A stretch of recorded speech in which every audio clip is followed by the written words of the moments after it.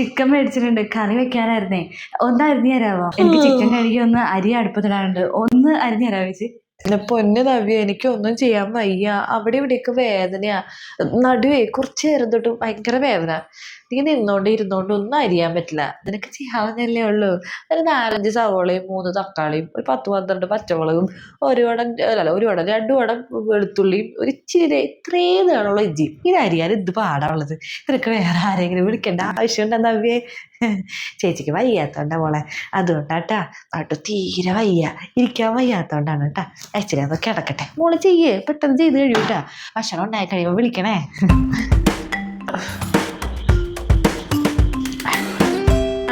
നവ്യ മോളെ, ഒരുവിധം പണിയൊക്കെ കഴിഞ്ഞൊന്ന് ഇരുന്നേ ഉള്ളു. ചിക്കൻ കറിയും വെച്ചിട്ടുണ്ട്, സാമ്പാർ വെച്ചു, ചോറ് വെച്ചു. വയ്യാണ്ടായിപ്പോയി. മോക്ക് എന്തൊരു സ്പീഡാ ഇത്ര പെട്ടെന്ന് പണിയൊക്കെ ചെയ്ത് കഴിയണേ. എന്നെ കൊണ്ടൊന്നും ഇങ്ങനെ പറ്റൂലാട്ടാ. പിന്നെ മോളെ, നാളെ ചേട്ടൻ്റെ ഓഫീസിലൊരു പാർട്ടി ഉണ്ട്. ഏതോ ആളുടെ കൊച്ചിൻ്റെ ബർത്ത്ഡേ പാർട്ടിയാണ്. ഞാനൊരു സാരി എടുത്തിട്ട് പോകാന്ന് വിചാരിക്കണേ. എനിക്ക് പണ്ട് തൊട്ടേ ഈ സാരി ഒന്നും തേക്കാൻ ഒട്ടും അറിയില്ല.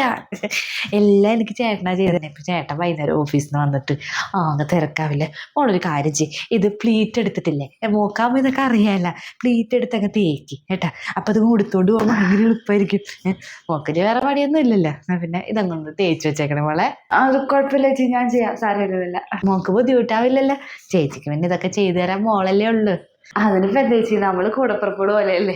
ചേച്ചിയുടെ കാര്യം ഞാൻ ചെയ്ത് തന്നെ, ഇനിയിപ്പോ എന്താ കുഴപ്പം? അതൊന്നും കുഴപ്പമില്ല. നമ്മളെ വൃത്തിയായിട്ട് തേക്കണേ മോളെ. ശരി.